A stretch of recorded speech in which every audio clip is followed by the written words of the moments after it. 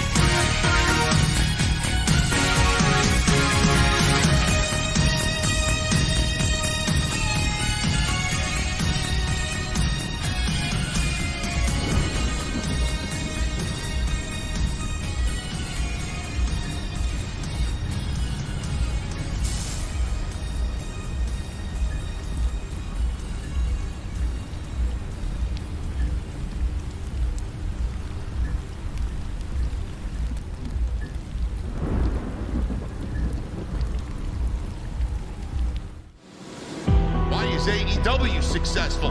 Why is Tony Khan running his promotion better than Vince McMahon and Bruce Pritchard are running Monday night and Friday night? Long-term booking.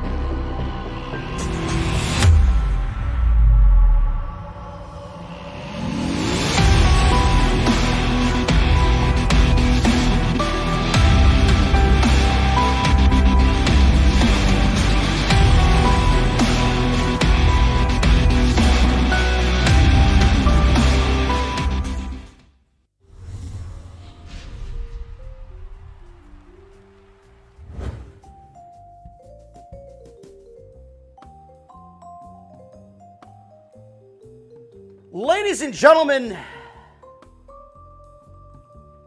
Vince McMahon was not backstage at SmackDown tonight, man. Vince McMahon, I got tipped off tonight by a good friend of mine who knows people who are in the know, who works with people tonight. Get a little DM on Twitter. Hey, JD, did you hear about Vince McMahon being in New Jersey tonight at the Eagles concert? No, I didn't know that. I didn't know Vince McMahon was a fan of classic rock and roll, man. The Eagles. Still doesn't make Vince McMahon cool, man. Can you imagine Vince McMahon with his pedo fucking mustache, that rickety van, hopping out of the back of the rickety van, looking to kidnap the fucking small children in the neighborhood mustache Vince McMahon's got, sporting that mustache at an Eagles concert? Come on, bro. Listen, if Vince McMahon wants to sing Hotel California, man, on any given Monday or Friday, goodbye, bro. Rock your heart out, man. Rock your heart out. Tonight, ladies and gentlemen, we're going to talk about the WWE Draft. I have my reservations about the draft. I have a lot of questions about the draft, just like I do every single year. More so this year than I did in any previous year, because this year is different. You think Triple H is in charge. He's not, man. He may be the chief content officer, but Vince McMahon has seized 100% control of World Wrestling Entertainment creatively on both Monday and Friday night. Ladies and gentlemen, listen, I want you guys to order yourself a drink at the bar. That MJF's salty bastard, man, I'm hearing is top notch. Jesse knows actually how to make it correct, man. It's the only thing he knows how to do right here, because his tacos are shit. I don't even know why we have them on the menu, to be quite honest with you. But pull up a chair, order a beverage. Tonight, we're going to talk the WWE Draft right here on Off the Script.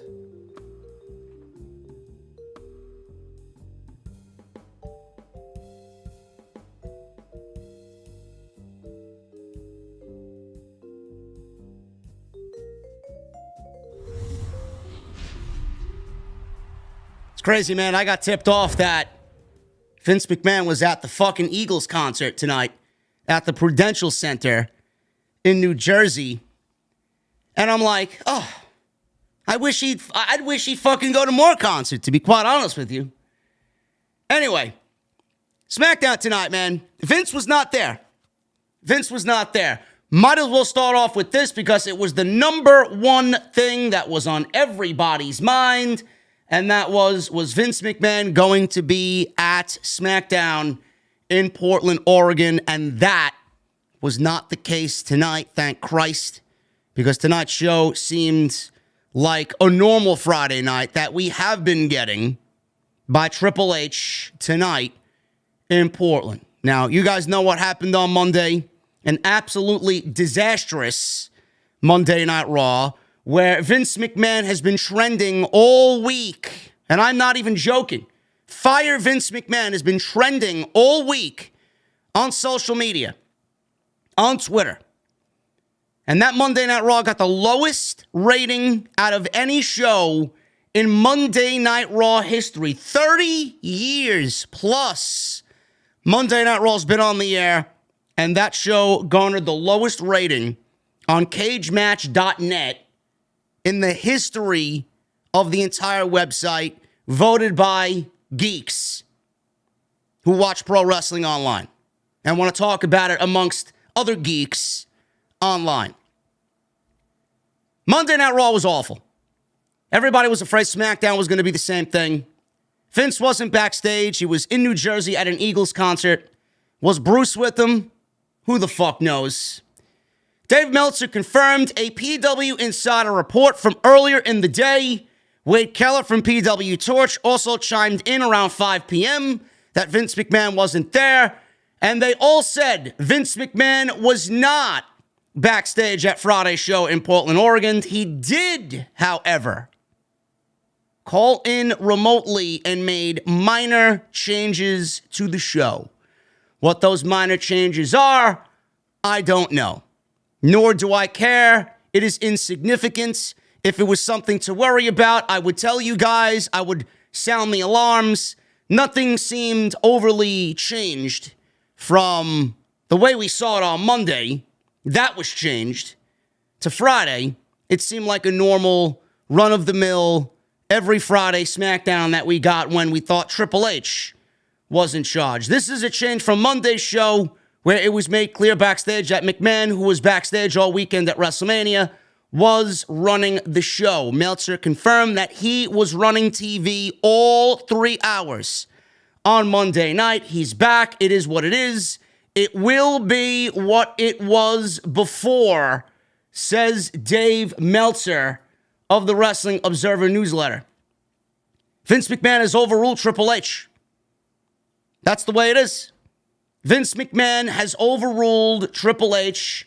Dave Meltzer says McMahon is back to being the number one decision maker creatively, making it possible for anything WWE head of creative, the chief content officer of WWE Triple H, anything he books will now be under scrutiny and will more than likely be overruled, says Dave Meltzer. I don't know why anybody is surprised by this whatsoever. I don't know why anybody is thinking that Triple H, no matter what he does on TV and what he says on TV, it doesn't matter what he does in the public eye, because the way that they present him on TV is not exactly what's happening backstage. I know this for a fucking fact, okay? WWE tonight announced the WWE Draft. Triple H announced the WWE Draft. He said it will change the game completely. I don't know why you would believe anything that comes out of Triple H's mouth now after what happened on Monday, because I have a whole boatload of questions in regards to the WWE Draft. I believe Dave Meltzer when Dave Meltzer says that Vince McMahon is back to being the number one decision maker creatively in WWE. How much say is Triple H going to have in this WWE Draft? How much say did he have on Monday? Zero. The only reason why Triple H was in charge tonight was because Vince McMahon could not be there on Friday night. How much say is Triple H going to have in this draft? How serious are they going to take this draft? How serious is Triple H going to take this draft? And how is Vince McMahon going to change everything that Triple H is serious about to his liking? That's the problem that I have with this current situation right now. You all may be excited for the WWE Draft. Finally, we're getting a draft. I've been asking for something like this to happen for a while, even though WWE doesn't take it seriously. With him announcing it tonight, Triple H announcing the draft, there is no way you can take anything that this man says seriously after what we got on Monday. They've sent him out there in front of the locker room. They sent him out there in front of the fans to publicly lie about him being in charge and how things are not going to change. How many reports did we read about things not changing, knowing that it wasn't true? And then he uses the game is changing. The draft is going to be game changing. No, it's not. How could you trust anything this company does with Vince McMahon being back 100% in creative, game changing? Nothing will change. The draft is going to go the way Vince wants it, and maybe Triple H will get a Braun Breaker or an NXT call-up to happen when he wants it to happen. But game-changing? The game has certainly changed, and it's not being played by Triple H. That's what you guys don't understand. That's what you don't understand. How could you be excited about the draft? I put a tweet out online about Triple H and this game-changing draft. How many people were against the draft that replied to my tweet? Why does this matter? It's lame. WWE is going to break the rules of the draft and the brand split right the following week. And I don't blame these fucking people for being upset. I don't blame these people for being hesitant on WWE's creative decisions. How could you? How could you trust them to do anything right? Are they going to stick to the draft? Are they going to stick to separate rosters? Raw, SmackDown, NXT? Are we going to start to see Raw bleed over to SmackDown? Are we going to start to see SmackDown bleed over to Raw? Are we going to unite and unify titles that need to be unified because we don't need all these divisions and all these titles? I got so many questions. So many questions. But I mean, holy shit, guys. You gotta open your eyes and listen to what these people say every time that they say it. Triple H, Nick Khan, Frank Riddick, Stephanie when she was there, Bruce has said it. Vince hasn't been involved in creative. Nothing is changing. Triple H is still in charge. Triple H is a puppet. He is now a puppet on Vince McMahon's strings to do whatever Vince McMahon needs him to do. They can cite how things are remaining the same all they want. They can turn blue in the face. But when Triple H comes out here to announce a WWE Draft in a few weeks and then use the tagline, the game is going to change completely. No, it's not. No, it's not. You're not holding the controller, Triple H. Vince McMahon is using the controller. He's in control. You got no lives left. You're about to go and use your last life. And my God, man, you're at that fucking energy level where you're about to fucking dead and you got to put another quarter in the game. And this time, you're all out of quarters, bro. I'm sorry. I don't know what else to tell you. You want me to be positive? I want to be positive. You want me to be hopeful? I want to be hopeful. There's no fucking reason for us to be hopeful because this company's lied. After Monday, I trust nothing that they do. If Vince McMahon didn't have the fucking Eagles concert to go to tonight, where the fuck do you think he would be? He'd be where? He got away with Monday. He got away with Monday scot-free. There's nobody that's going to fucking combat him. Nobody is going to combat him. Ari Emanuel is going to let him do whatever he wants. So Vince knows he's got a very long leash with somebody he's known for 23 years. What do you think he's going to do? Sit at home? You honestly think with Vince and Ari Emanuel's relationship for 23 years, you think Vince is going to be sitting at home? You think Vince is going to be fucking typing away at Titan Tower? No, he's going to be in the city where WWE is for that night, whether it's Monday or Friday. Tonight, he couldn't be there because he was fucking singing Life in the Fast Lane with the Eagles. I'm sorry, guys. I'm sorry. When things change, I will tell you. But I said this all yesterday during the live stream. The draft means nothing. The words out of Triple H's mouth, I love the man to death. Believe me, I feel so I feel so terrible for him. I do. But nothing has changed. Nothing will change. They have not made you believe anything at all to a point where you think it will change for the better. None of this is good. There's no hope. There's no belief. People are getting excited about a draft. There's nothing to be excited about. You want me to believe Triple H is going to run the draft completely himself? In a perfect world, that would be great. But we all know Triple H is going to be sitting down with you-know-who, going over exactly how the draft should be and what it should look like and the presentation of it and who should be called up, who should not be on the roster, who's going to get cut. How are they going to bend the rules? If they're going to bend the rules, are they going to abide by the rules? I don't have any hope. I don't have any hope at all. Game changed completely, he says. Nothing's changing. Absolutely zero is going to change when it comes to WWE. Sami Zayn. Seen a lot of people tonight complaining about Sami Zayn losing to Jey Uso at the end of SmackDown in the main event. I don't know why we didn't get this on Monday. I really don't know why we didn't get this on Monday.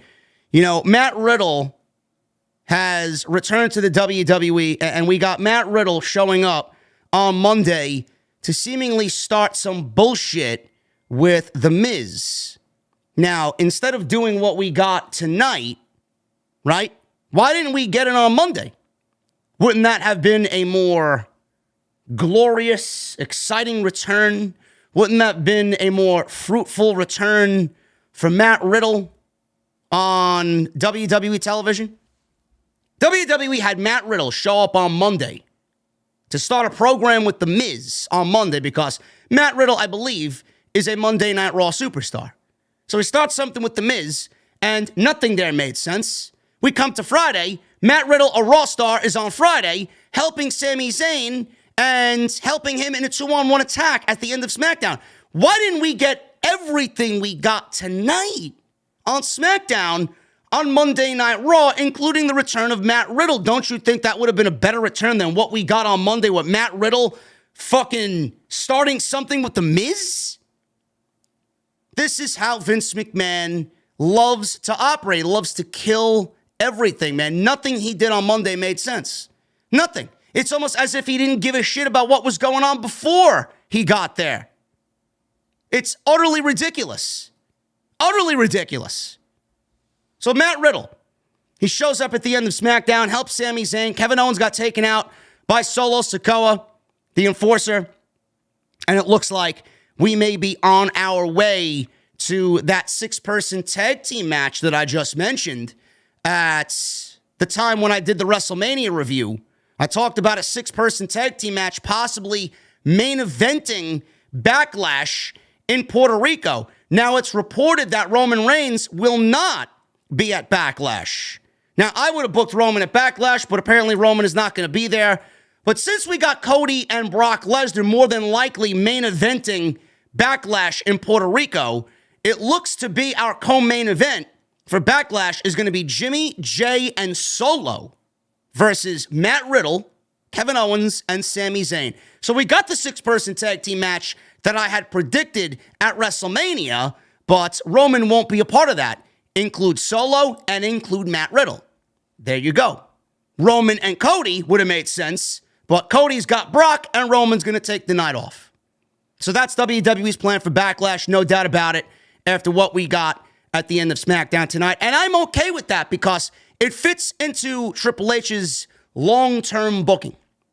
Solo Sikoa put Matt Riddle out on the shelf per storyline, per WWE TV. The Bloodline also put Randy Orton out per TV. He's been out since that moment. We haven't seen Randy Orton on TV since he got put through a table by the Bloodline. Matt Riddle's had his run-in with the Bloodline even after Randy Orton went off TV. So Solo put Matt Riddle out. He comes back. He's got unfinished business with the Bloodline. And I'm okay with that. I am really, really, really okay with that. Now, I would prefer Cody because that's the story. But Cody is doing what he's got to do with Brock, which we all know was booked on Monday, specifically on Monday. That wasn't no fucking plan. Give me a goddamn... Wait till you hear the fucking story that they got planned for this. If this isn't Vince McMahon's changes or tweaks to the show, holy shit. Unbelievable how stupid WWE is. They're already ruining everything. Vince is already ruining everything.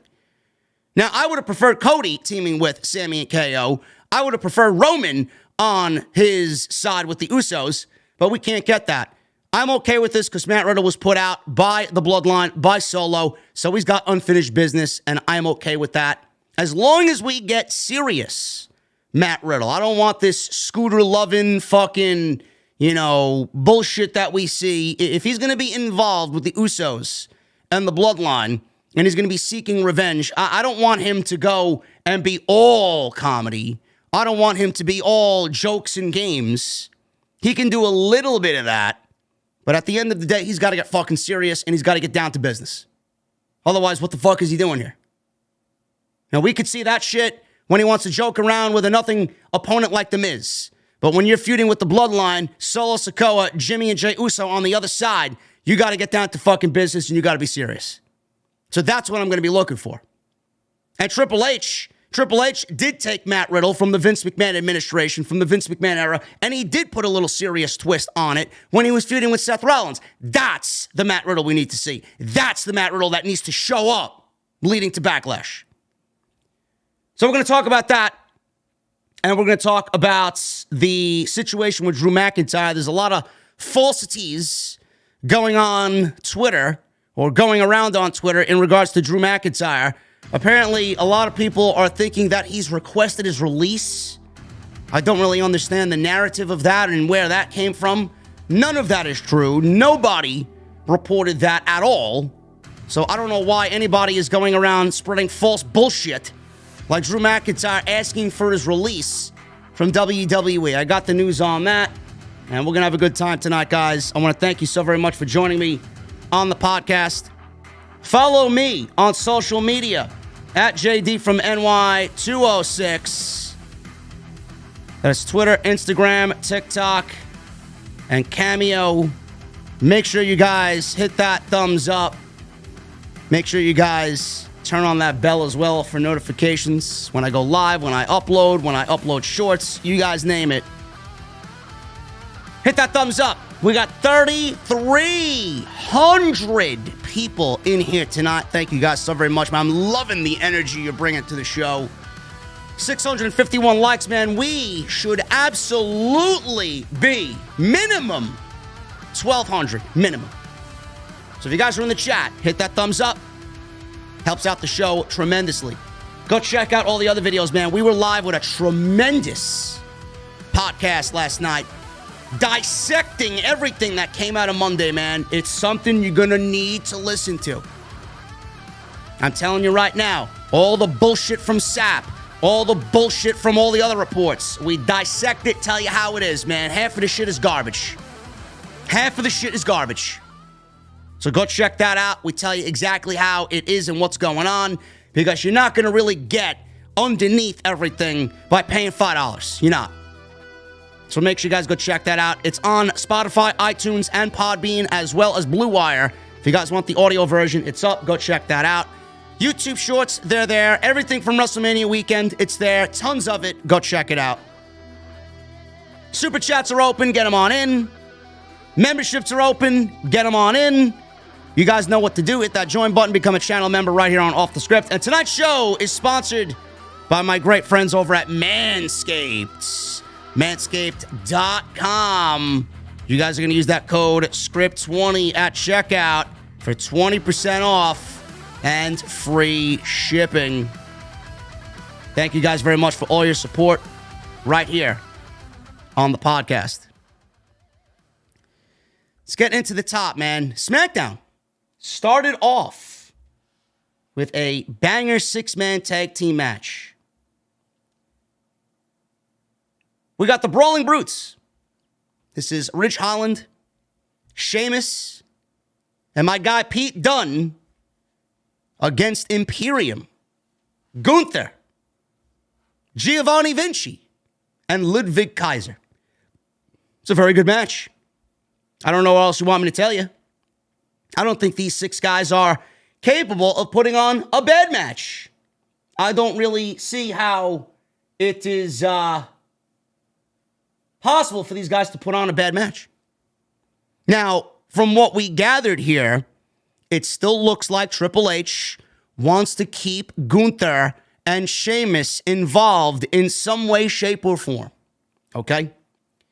Now, McIntyre was in that triple threat match, but we didn't really hear anything about Drew McIntyre on tonight's show. Not one mention about McIntyre on tonight's show. And there are rumors going around social media that McIntyre has asked for his release from WWE. False. PW Insider reported earlier today that McIntyre was pulled from a signing today and from tonight's episode of SmackDown. Dave Meltzer is reporting that McIntyre is off tonight's show because of a health issue. It is unknown what the health issue is, and he hasn't tweeted since Sunday night. We'll post an update on McIntyre when more details are available. Now, Chelsea Green, I know she's on Raw and doesn't really have anything to do with this situation, but Chelsea Green apparently ended up in the hospital, and she was hospitalized, and this was reported earlier today as well. Green celebrated her birthday this week. WWE and the entire crew was in Los Angeles, and she took to Twitter today to reveal that she's been hospitalized with a severe stomach bug on top of her in the hospital with a distended gallbladder. Now, I don't want to say that Drew McIntyre is sitting in a hospital or pulled from the WWE show for the same reasons that Chelsea Green was hospitalized, but Drew McIntyre may have become ill. Drew McIntyre may have that severe stomach bug. Who knows what the crew ate? Who knows what the crew drank coming out of Los Angeles? You never know. He just might have been ill. He just might have been sick. And it's been reported that McIntyre has been dealing with some nagging injuries, and he's been dealing with some illness, and he showed up, and he has done his job week after week after week after week, and WWE has accommodated him the best that they can, and they have. But the narrative of Drew McIntyre asking for his release because he tweeted out after the Intercontinental Championship match with 3 waving goodbye emojis, I don't know why everybody's running with that as McIntyre is asking for his release. This only got picked up, and this gained more traction on social media because AEW just announced their All-In pay-per-view, or big event All-In, at Wembley Stadium in London. And everybody thinks that, and I'm going to mention this on the air, brother, because I just got a text right now on my iPad, just got a text. Everybody's saying that McIntyre is going to go to AEW because of the London show at Wembley Stadium. They're already making All Elite graphics with Drew Galloway as All Elite. He's not going anywhere. He's not going anywhere. Nobody knows what's going to happen with Endeavor. Nobody knows if there's going to be cuts made, if there are, how many cuts there are going to be. There will be cuts. I mean, it's just inevitable. There will be cuts. But McIntyre is not going to AEW. If he does, my jaw would be on the floor. I'm sure Tony Khan would love to have Drew Galloway, Drew McIntyre. You look at him, he's a fucking professional wrestler. You look at him, the guys like that, Randy Orton, those are professional wrestlers. They just look the type. Vince is not going to let him go. If there is a thing I would say, and I said this the past couple of times I talked about this, does he need a reset or a restart, a refresh? Absolutely. I mean, he's in the middle of the road doing nothing. They got him doing nothing. They treated his WWE title run like a joke, but that's what they always do. Babyfaces always get shit runs. I don't know what it is. Same thing in AEW. I just got a text from my guy, Grimm's Toy Show. He legitimately just said to me during the show, shout out to Grimm, probably watching, he says, I got the same stomach bug out there and it sucked. So there you go. Not saying that it's confirmed by any means. Chelsea Green got a stomach bug. Grimm's Toy Show just texted me now. He got a stomach bug out in Los Angeles because he was at WrestleMania with his wife. And Drew Galloway, sick. Don't know where you guys get release or asking for release. Come on, guys. Just connect the dots, please. Everybody says I'm doom and gloom. You guys do the same thing. At least mine is a little bit more realistic. Anyway, moving on with the rest of the show, man. I love this. Sheamus and Gunther. Don't know when it's going to happen. I still feel Sheamus is the guy to take down Gunther and win the Intercontinental title, but it will not happen until Gunther breaks that IC title reign of the Honky Tonk Man, and it is his. Because that's how important Gunther is to Triple H, and that's how important the Intercontinental title is to Triple H and Gunther. The resuscitation, the rebirth of the IC title has been a tremendous, beautiful situation on WWE TV. You know, not only Gunther's presentation, but if I was to say what has been Triple H's, top priority, what's been his greatest, creative since he's been running the show, supposedly, I would say Gunther, the IC title, the United States title is definitely up there. LA Knight, shit like that. Roman Reigns, obviously Sami Zayn. I mean, that's the obvious, but you want to talk about mega stars in the making, Gunther is that. That IC title is right where it needs to be. Whoever wins that championship is going to inherit a fucking gold mine. Love it. So, they opened the show with the Brawling Brutes. It went 11 minutes. It was just exactly what you want. I mean, nothing groundbreaking here at all. It was the same shit that we see every single time that they're out there. They're usually in the ring with each other every couple of weeks or so. They take a break and then they rinse and repeat. This was great. My favorite spot of the entire match, man. Holland was in a Boston Crab right in the middle of the ring. Gunther had him in a Boston Crab. He's crawling over, and the crowd's on their feet. You see the crowd and that anticipation building for the hot tag. He tags Sheamus. He gets the hot tag. He runs wild on Gunther. Sheamus took it to Gunther. 10 beats right across the chest on Gunther. Sheamus went for the bro kick, but Gunther countered with a German suplex. Vinci tagged in. Everybody started hitting their big moves. Butch wiped out Kaiser at ringside with a moonsault. Sheamus rocked Vinci with a knee to the face, and the crowd went crazy when he started pounding his chest for the bro kick, man. I love it, man. Wait till you get that moment when he is about to hit that on Gunther. It is going to be tremendous. So he hits Vinci with the bro kick, 1, 2, 3, and that was it. The Brawling Brutes get the victory. Gunther and Imperium leave the ring. They look up at the Brutes in the ring as Gunther is holding the IC title up in Sheamus' face. It's going to happen. I don't know when. We may get it in London. We may get it at Money in the Bank. I don't know. So we will see, but it's going to be, that's July 3rd or July 1st, I believe, one of those days. It's 4th of July weekend, Money in the Bank. So by that time, I think Gunther will have the record for the Intercontinental title, and there's no reason why he should not drop it to Sheamus. I thought it was going to happen at WrestleMania, but I can't really complain that Gunther won the match because of how incredible he is. I thought that was the moment, just like you guys thought Cody was the moment. You guys didn't get your Cody moment. I didn't get my Sheamus moment. The world moves on. The world goes round and round. It's okay. It's going to happen. Cody's going to win the title, and Sheamus is going to win the Intercontinental title because it needs to happen. It's not like it's not going to happen. Cody's the guy. He will win the title when the time's right. Sheamus is not going to go his entire career without winning the Intercontinental title. It's just an inevitability. It's going to happen. We got this big video package recapping Cody Rhodes challenging Roman Reigns and Solo Sikoa to a tag team match on Monday. And then Brock Lesnar comes out and agreed to team with Cody Rhodes, only to turn on Cody in the main event. And I talked about this on the stream yesterday afternoon. I know a lot of reports were going out. Oh, this was the plan. This was the plan as of 4 weeks ago. No, it wasn't. This was the plan as of Monday.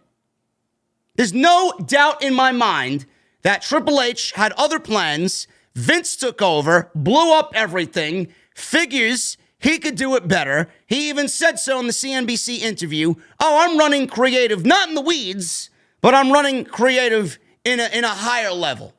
You don't get much higher than Brock Lesnar. That's what he's doing. You don't get much higher than Cody Rhodes. That's what he's doing. He's taking the 2013 John Cena and Brock Lesnar route, and he's going to try and build Cody Rhodes up like John Cena because he's fucking boring. John Cena and Cody Rhodes should not be mirrored. Cody Rhodes is not John Cena, and John Cena is not Cody Rhodes.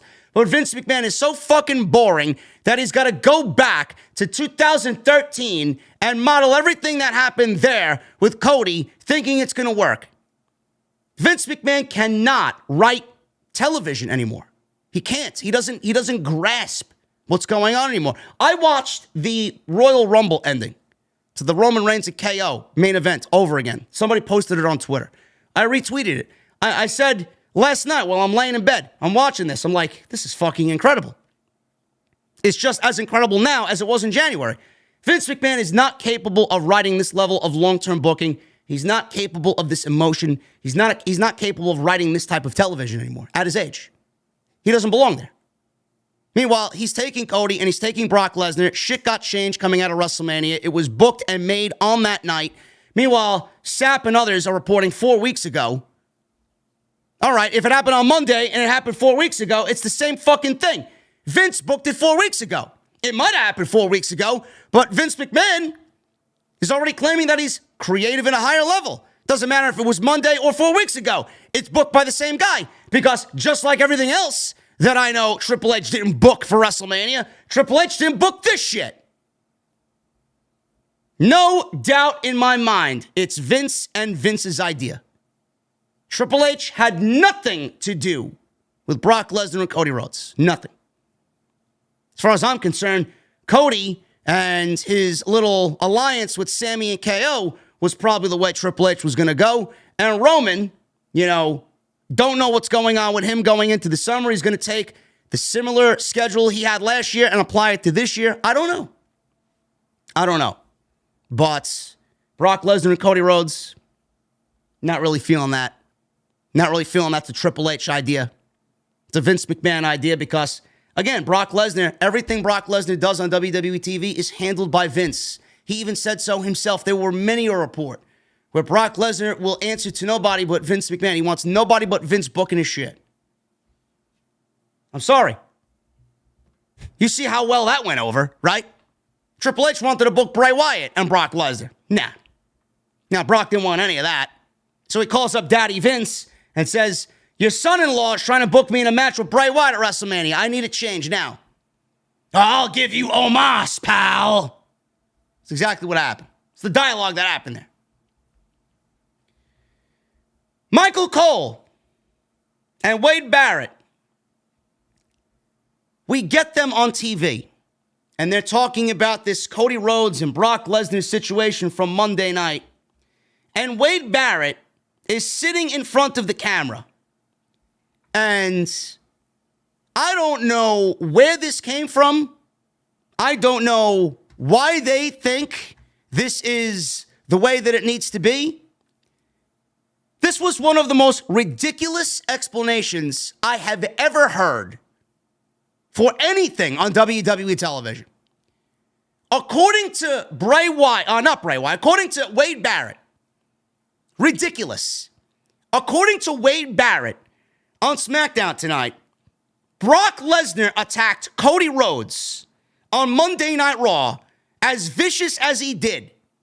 He was upset with Cody Rhodes because he felt that his match with Omos at WrestleMania on night 2 should not have opened the show. That's the explanation that they gave us. That's the explanation that they gave us. So let me ask you guys something. Let me ask you guys something. Does that sound like a Triple H explanation? Does that sound, with what we know of Triple H and the way he's handled Black and Gold and the detailed and fucking intricate stories that he tells and how meticulous he is with everything and stories? Wade Barrett on television tonight stated that Brock Lesnar was upset with Cody Rhodes, and the beating that he handed out is because he was upset with Omos and him going on first at WrestleMania. I don't make this shit up. I don't. This was said word for word on television tonight. But then you get a report. Then you get a report from SAP yesterday that stated that this was the plan 4 weeks ago. You mean to tell me that you can't come up with a better explanation for this match happening? 4 weeks you had. You couldn't come up with a better explanation. That's the explanation you gave us? Sounds like it was booked on Monday, day of. If that's the fucking explanation that we got. That's not a Triple H explanation, folks. That is a Vince McMahon explanation. There is no fucking way that is going to hold up in court at all as sufficient evidence. I'm sorry. And do you really want me to believe that Brock Lesnar is upset by going on first? Brock Lesnar couldn't wait to get the fuck out of Los Angeles, hop on his private jet, and go back to Saskatchewan. What the fuck are you talking about? Brock Lesnar wants to hang around. Brock Lesnar either goes on first or it goes on last. Brock Lesnar, when was the last time you ever saw Brock Lesnar in the middle of a show? He wants to hang around? Brock Lesnar wants to show up, put his shit on, get in the ring, have a 4-minute match, leave, get paid, and go home. Yet you want me to believe that he's upset by going on first? Oh, man. Oh, my goodness. Brock Lesnar and Seth Rollins opening WrestleMania 35. Why do you think that match opened the show? for the world title because he wanted to go home early. Give me a motherfucking break, man. Lies. It's lies, lies, lies. And this is the extent of Vince McMahon's career, folks. Vince McMahon is set to make the WWE terrible again. Cody Rhodes is now in the hands of Vince McMahon. You see the level of storytelling that you're going to get. We just got done with probably one of the greatest storylines to play out in WWE history. And Cody Rhodes is feuding with Brock Lesnar because Brock Lesnar's upset with Omos and him at WrestleMania going on first. Wow, man, that's going to really make me want to see this match. That's going to really make me want to see Cody beat Brock. Vince has got to get the fuck out. He's got to get the fuck out. I'm sorry. Absolutely insane. Absolutely ridiculous. Don't kill the messenger. This is exactly what was said on TV tonight. Kayla Braxton interviewed Paul Heyman and Solo Sikoa backstage. Heyman told the audience not to boo him. They booed louder, of course. She asked if he knows why Lesnar did what he did. Heyman asked why this night is different than all the other nights. He says he wants to bypass her question and talk about something more relevant. Now, Heyman said, why is this night different than all the other nights? Well, Paul Heyman is a beautiful Jewish man, and I believe tonight is the first night, maybe the second night, I'm not sure. I could be wrong, but it's either the first or the second night of Passover. First night on WWE television that they have the show falling on a Passover night. So it is Easter this Sunday, so that's why I do believe. He said this night is different than all the other nights. He said Reigns is now approaching 1,000 days as Universal Champion. In walks Jey. He's all smiles. He shook hands with Heyman, called him the OG. Jey says he hasn't seen Jimmy all night and wondered if they have seen him. Solo didn't answer. And he just stared back at him, angrily. Heyman says his brother isn't there because the tribal chief wanted him to stay home and watch on TV so he could see him take out Sami all by himself and cement his legacy. Now, he didn't do that. Is Roman Reigns going to be upset with Jey because he utilized Solo? I don't know. Heyman gave him the pep talk. He said he needs to solve the Sami Zayn problem once and for all and cement his legacy on the island of relevancy. Jey looked at Heyman and he told Paul Heyman, yeet, before walking away. Heyman told Solo, Jey has to solve the Sami problem or you have to solve all of our problems tonight. So nobody knew what that meant in the time that he said it, but I'm intrigued. Heyman used a plural and suggested if Jey can't solve it, if Jey can't solve the Sami KO problem, he's directing Solo to go after both Sami and KO? Or is he directing Solo to go after Sami and Jey? I don't know. Only time will tell, man. They're really teasing a possible split of the Usos from the Bloodline. They really are. And we're starting, and this is why Sami said what he said in weeks prior. I know you know I'm right. You start to see the deterioration and the foundation of the Bloodline breaking. You do have a choice. You know what needs to be done. You can do what you need to do to get out of this. There is a way out. He keeps telling Jey over and over and over again. Jimmy is going to do what Jey does. So they're going to be in this together. Are the Usos going to leave the Bloodline? Is Roman going to kick them out? Are they going to leave willingly? Are they going to be the reason? They could be the reason. And I said this back before WrestleMania. This could be the story. Jey Uso and Jimmy Uso, more so Jey, because he was the one who had to get, treated poorly and be mistreated by Roman to even get into the Bloodline. Sami went through the same thing. Is it going to be Jey Uso who costs Roman the title? And is he going to be the one to kill the Bloodline once and for all. Jey Uso helping Cody win the world championships. That's the one thing that needs to be done. Now, I watched WrestleMania back. I watched that main event back. I will agree with a lot of you guys. I pushed for Cody to win when the time was right. Okay? I still firmly believe that. I'm putting my cap on that flag on that hill.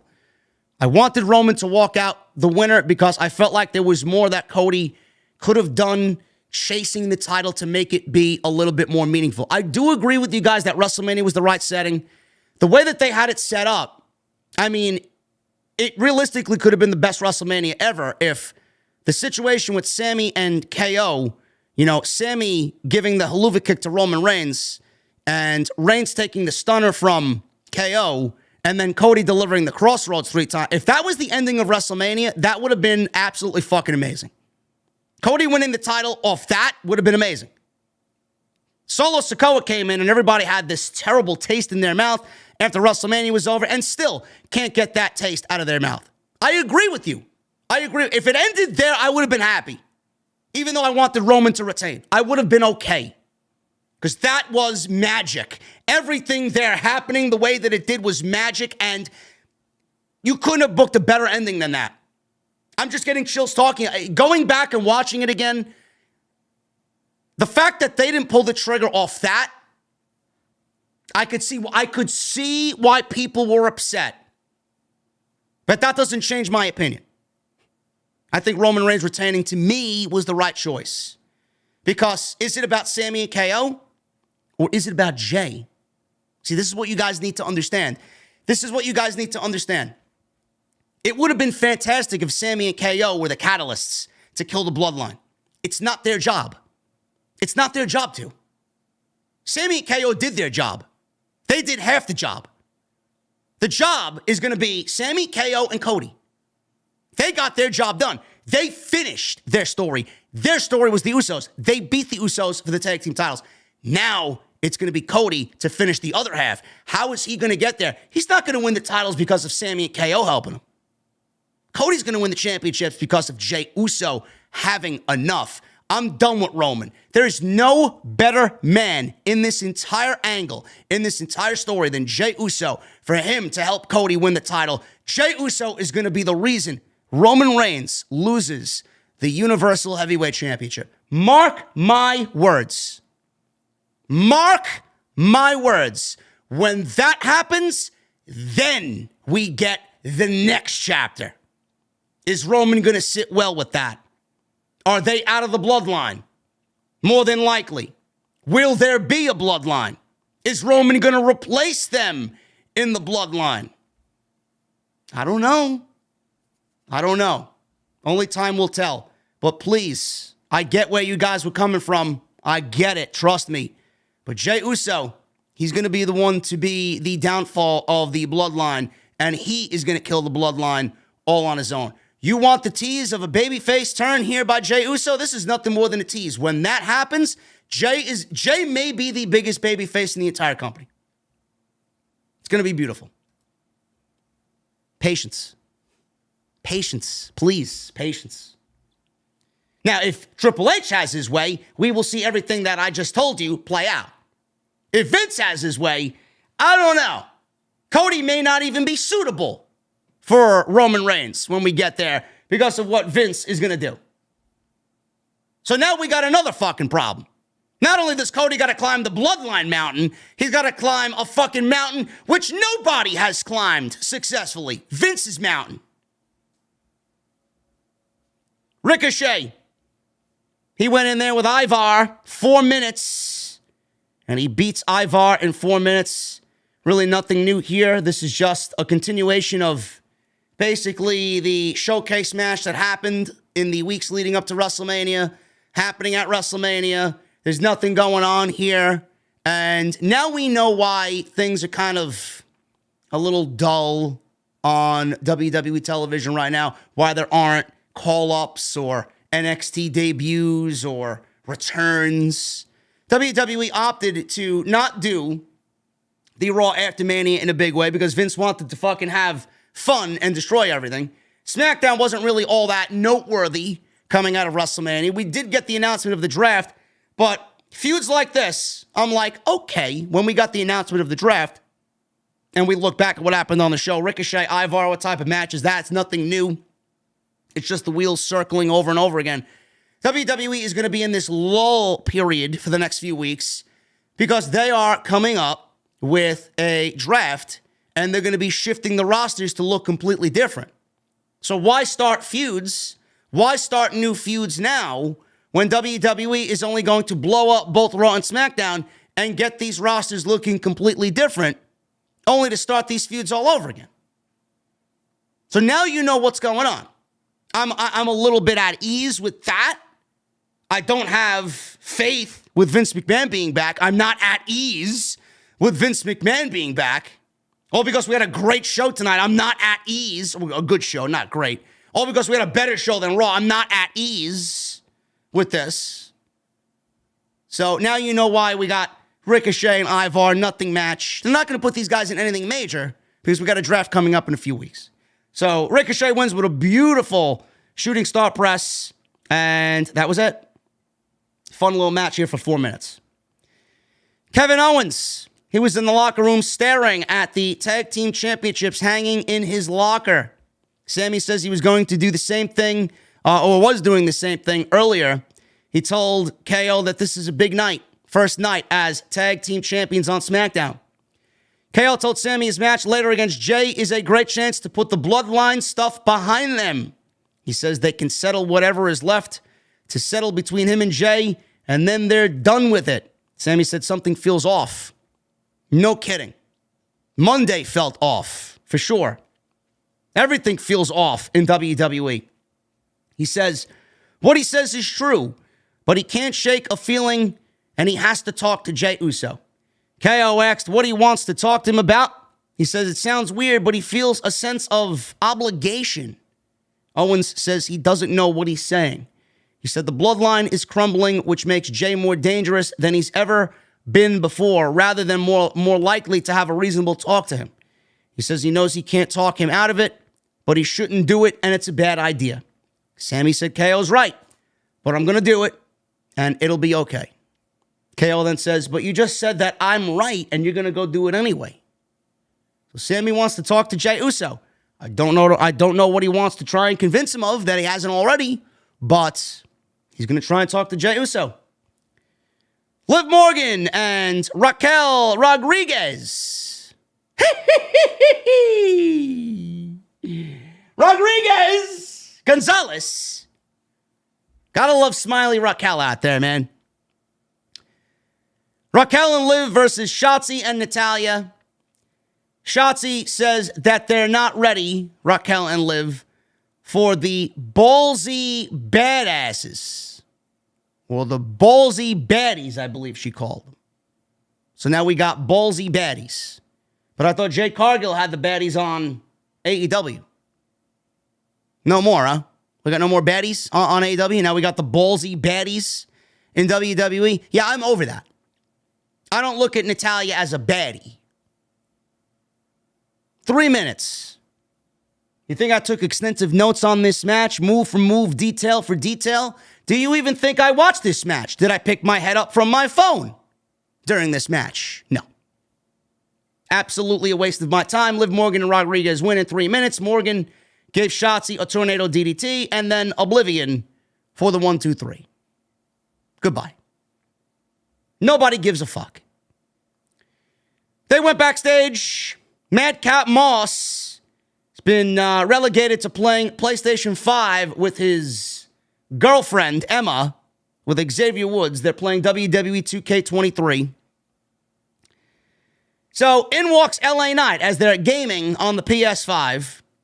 And LA Knight said, there's one glaring omission that happened at WrestleMania weekend. You can thank Vince McMahon for that, brother. You can thank Vince McMahon for that, Mr. Knight. Xavier stood and asked why Knight was upset. He asked if he was sad that Daddy didn't pat him on the head and tell him he was special on his big day. Now, who's Daddy? Daddy Vince? Or Daddy H? I think Daddy Vince is more like it. It's got a better ring to it. Daddy Vince. He says if he worked as much as he talked, he'd be on WrestleMania. He said he'll beat him again if he'd like. Night snapped. Xavier's controller, PlayStation 5 controller, he threw it against the wall and broke his PS5 controller. Moss had to hold Xavier back as Knight walked away saying, yeah! Man, those controllers are very expensive. If I'm Xavier, man, I'd be fighting him over the fucking price of the goddamn control. That shit is fucking expensive, man. Those controllers are like $60 a pop. $60 a pop. Look at this. I got this shit. Where is it? I got this shit for my birthday. And I play Destiny with it. I got the PlayStation 5 Elite controller. Their Pro controller. It's got these little joystick configurations, and it's got the back paddles, as you see there. Play Destiny with it, man. Shit's $200 fucking dollars, man. They're fucking expensive. And this is a goddamn great controller, man, let me tell you. Love it. Love it, love it, love it. So, yes, I would have fought him over the price of the controller, no doubt about it. LA Knight's a prick. We love him. Thankfully, he's still on SmackDown and not Max Dupree. But we'll see him next week in a match against Xavier Woods. Triple H made his ring entrance. Michael Cole had a one-liner. Michael Cole had the one-liner tonight, man. The one-liner of the night. He said during Triple H's entrance, one of the all-time greats, and now running this place. Guarantee you, Vince got caught wind of that at the Eagles concert when he was singing Hotel California and he was on the phone with Michael Cole. Why did you say that, pal? Yelling in his headset via mobile device at the fucking Prudential Center while watching the Eagles on stage. This man legitimately had the balls to go out there and say one of the all-time greats now running this place. Michael Cole, I see you, bro. I see you, man. Listen, we all know they don't want Vince there. So they're going to make it seem like they all want Triple H there, but what good is it going to do? He ain't running this place. He ain't running this place, man. Give me a break. Vince is running this place. So he's in the ring. He looked around. He said, as long as there is breath in his body, that reaction will never get old. He said, WrestleMania is a place where hearts are broken and dreams are fulfilled. Record-setting WrestleMania. Millions of fans watch around the world. He actually said fans and did not say WWE Universe. Fans. I pick up on this shit, man. I pick up on this shit. Talked about the $22 million that they grossed for WrestleMania. Unbelievable. He noted merchandise sales, sponsorship numbers through the roofs. If there's a record, you name it, we broke it. Digital views on social media, almost 1 billion views this week alone. He said with WrestleMania behind them, they look to the future. He then says, are you ready? No, I'm not ready. I'm not ready. He said in just a few short weeks, it is once again time for the WWE Draft. A night that changes the future and the destiny of every WWE superstar in the back. He said it'll be bigger than it ever has before because every eligible superstar will be a part of the draft. When it is all said and done, this year's draft will truly change the game. It will not. It will not. No matter if the draft is great or not, I cannot sit here and think that it's going to maintain that level of how we know it should be with Vince McMahon back in charge. You know, a lot of people are like, my feelings are at ease. Vince wasn't there tonight. It doesn't matter. Vince wasn't there the majority of this run, but ran the shit from his fucking office, ran the shit from his rocking chair, ran the shit from him sitting in the fucking bathtub, ran the shit with some fucking old hag underneath him, ran the shit from Zoom, Skype, StreamYard, something. It doesn't matter. He was running the show. He was giving tips. He was giving advice. He was giving creative without him being there. Because before the sale, he could not be there. He could not be there. He told everybody that he couldn't. They didn't want him there. He needed to have Triple H as the public figure. He needed to make sure everything was running right and the way the fans and Wall Street knew it was running. Now that he doesn't have to answer to shareholders, now that he doesn't have anybody else to answer to but Ari Emanuel, who he knows for 23 years, now he can break out of that shell and he can do whatever the fuck he wants. Because Ari Emanuel said, I was not going to have this deal go through without Vince. I was not going to have somebody in that position other than Vince. And if Vince wanted to walk away, I was going to body slam him. Vince should have been body slammed in the fucking jailhouse every single night for what he did. Nothing's going to change. The only thing that's game-changing is Vince McMahon taking 100% back creative power and Triple H being fucking, hey, Bruce, what type of coffee you want? Cream and sugar? You want a scone or a muffin? What do you want? That's what Triple H is going to be doing. Is Triple H going to have a say in the draft? Sure. How much say is he going to have? Not enough to make it memorable. And what happens after the draft? Is Triple H going to run both shows? The way I see it, and I've said this, it's a possibility. I don't know if it's true or not. Vince runs Raw. Triple H runs SmackDown. It kind of has that vibe anyway because Monday Night Raw, let's be honest, Monday Night Raw has been dog shit. For the better part of this year, Monday Night Raw has been dog shit, while SmackDown has been relatively very good television week in and week out, consistently. They've had some duds in there, but not every show is going to be fucking blow-away show. SmackDown's been more Triple H than Monday Night Raw has. I wonder if that's going to be more of the vibe moving forward. I also have seen this narrative about, maybe Endeavor wanted to see what Vince McMahon does on Monday.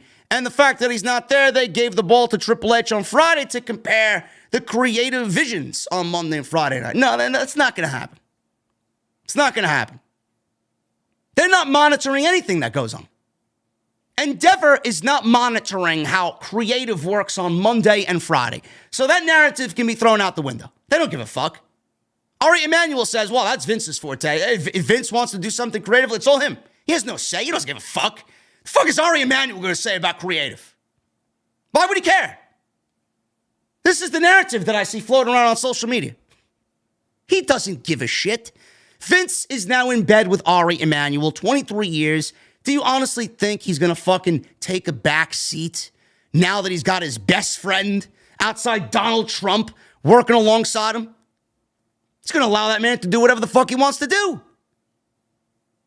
There's no reason to be hopeful. There's no reason to be excited about a draft because there's so many more questions, negative questions, than we have positive. How much is Vince going to be involved? What happens if the draft goes off? Great. What happens after that? How much say is Vince McMahon going to have? Where's he going to fit in? How much power is Triple H going to have? Is he going to have more power on Friday compared to Monday? Is Vince going to be more on Monday than he is on Friday? I don't know. But seeing what we got on Monday and knowing what we know of Vince tonight, the fact that he wasn't there because he was at the fucking Eagles concert in New Jersey. If Vince wasn't at the Eagles concert, because who the fuck wants to travel to Portland, Oregon? Honestly. You see Vince traveling to fucking bumblefuck Portland, Oregon somewhere in the fucking outskirts of Portland? Give me a break. He would never make that trip. Let's be real. If the Eagles were not in concert and Vince wasn't at the Eagles concert, he'd be right there doing what he needs to do at SmackDown. There in person or not. The big test is going to be on Monday when reports start circulating because this is going to be a regular thing now. Is Vince there? Is Vince backstage? I don't know where Monday's Raw is, but Seattle maybe? But if Vince is backstage on Monday, then I think we pretty much have our answer about what's going on here. But I don't know why any of you guys would have hope about a WWE draft. I don't. After what we got on Monday, Triple H's word is shit.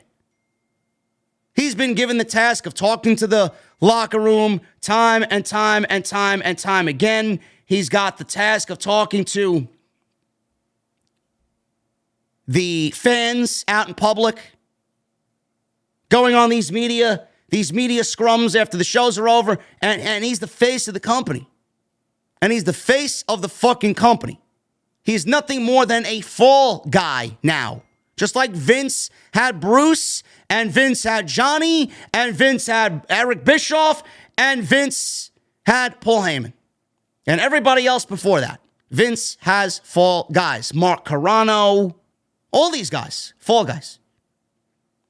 They do something wrong, even though we know Vince is in charge, they do something wrong, they are out. Or Vince don't like them, they are out. He needs somebody there to fire because he is everything. Vince is everything. Vince will never take blame for anything. So Vince is going to use Triple H as a fall guy. Oh, I don't like the way you're doing things. Oh, I don't like this. I don't like that. He's letting Triple H play in the sandbox for a little bit, but when Vince McMahon loses fucking patience and he wants the sandbox all to himself and all the toys within the sandbox to himself, he's going to kick his son-in-law out. That's what's going to happen. So why would you be excited about a fucking draft? Is WWE going to take the draft and abide by the rules? Raw is Raw. SmackDown is SmackDown. Are we going to get Raw on SmackDown and SmackDown on Raw? I don't know. Are we going to unify some titles? Are we going to get the brand split back to where Raw has its world championship? I don't know. I don't know. Do we have any free agents coming in with now the sale looming with UFC Endeavor? Are we going to get new signings? We're going to get Matt Cardona. We're going to get some free agents coming on in. Kairi Sane is also rumored. Who knows? Are we going to get NXT call-ups? Are there going to be releases? A lot of questions, man. A lot of questions. There's a new report on Drew McIntyre. Legitimately, my guy Salrex just texted me about this. Apparently, there's more to the story. There is more to the story. I still don't think that he asked for his release like people were saying on social media, but there is more to the story. Now, I mentioned before that McIntyre was pulled from the show and a signing that was for earlier today. At the signing, he was replaced by Gunther. So the signing must have taken place in Portland. Gunther replaced him in Portland. McIntyre did not go to the signing. Wade Keller provided an update on McIntyre and added that in addition to the reports about a health issue, which is still the case, the health issue is still the case. So this is just an add-on to what I just previously mentioned, and I stand by what I mentioned before. McIntyre apparently is unhappy with creative. Really? He's unhappy with creative. All of a sudden, we're getting this story, man. We're getting this story now that Vince is back. Interesting. Do I find that to be a coinky-dink? No, I don't. McIntyre is said to be unhappy with creative and the money offer for his next deal. Uh-oh. The two C's. It's always the two C's, man. If it's not one, it's both. Cash and creative. In this instance, it's both. So, let's backtrack here. McIntyre reported to be sick. Narrative going around on social media that McIntyre asked for his release. AEW announced All In at Wembley Stadium in London. Drew Galloway is going to sign with Tony Khan after his contract's over. Bullshit. We don't know that for sure. Then we find out that he's sick. Now we find out that he's got shit creative. He's unhappy about creative. He's unhappy about the money that they supposedly offered him for his next deal. Keller said, We alluded to this, that there's been talks that he is unhappy with his current situation in WWE, and I'm hearing it's kind of a mix of creative and money and what kind of offer he's getting for a renewal. Sounds like WWE is taking seriously the possibility that he's going to let his deal run out and rather agree to something that he believes is less than he deserves or less than what he thinks he has coming. He's just going to let his deal run out and seek opportunity elsewhere. Now, we don't know when his deal is up. We don't know when his deal is up, man. Apparently, the report said that McIntyre's deal is up within the next 9 months, meaning from now up until the end of the year, possibly going into 2024. That's not really a, ample time frame. I mean, that's a huge fucking window. We don't know when his contract's up. Could be fucking tomorrow. Well, for all we know, could be next month. It could be before the All-Out pay-per-view, and he could really show up in London. Who knows? But McIntyre, unhealthy. He's sick. He got a bug over in Los Angeles during WrestleMania weekend. And now it's being reported that he's unhappy with the 2 C's, cash and creative. Now, with Vince being back in charge, again, like I said, I find this to be the right time for this story to come out. And this is not going to be the first that you hear of this. And then the pay, Endeavor is not going to pay what they feel McIntyre feels he's worth. Endeavor's going to be looking to cut budget. So McIntyre probably already sees the writing on the wall. Oh, my creative is shit. And then we got Endeavor and the sale not really completed yet. But when it goes through, they're going to be looking to cut budget. McIntyre thinks he's going to be making what? $1 million, $2 million? This guy's going to get lowballed. So where's he going to go? He's going to go somewhere where he knows he's going to get paid and Tony Khan's going to pay him. He hasn't asked for his release yet. Now the story's out and he may let his contract run out. I don't know, man. It's going to be a very interesting situation. Keller continued. He's going to be at SmackDown he was going to be at SmackDown, and now he's been pulled.